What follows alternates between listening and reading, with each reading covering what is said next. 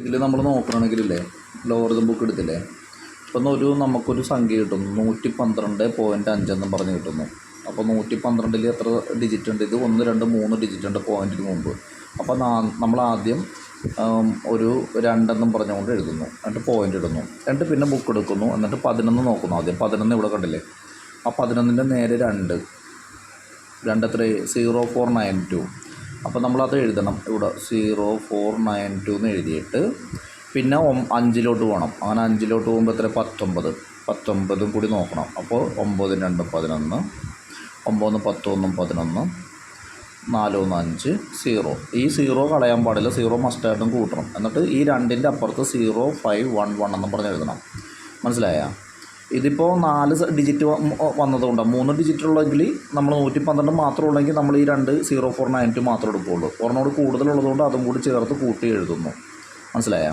ഇനി ഇപ്പോൾ ഇത് 2.0511 എങ്ങനെ നമുക്ക് ആൻറ്റി ലോഗരിതം വഴി മാറ്റാമെന്ന് നോക്കാം. അപ്പോൾ ആൻറ്റി ലോഗരിതത്തിൻ്റെ സൈഡ് എടുത്തിട്ട് ആദ്യം, അപ്പോൾ അവിടെ ഓൾറെഡി 2 എടുക്കണ്ട, 2 നമ്മൾ നോക്കണ്ട, പകരം 05 നോക്കുക. ഇത് കണ്ട 0.05 എന്നല്ലേ കിടക്കുന്നത്.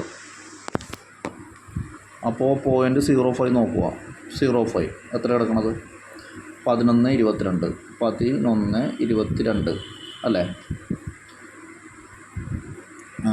അല്ല സോറി, 1ൻ്റെ അവിടെ 11 25. 0.05 1 11 25. പിന്നെ ഒരു 1 കൂടി നോക്കണം. 1 0 ആണ്, അപ്പോൾ അവിടെ ഒന്നുമില്ല. മനസ്സിലായ?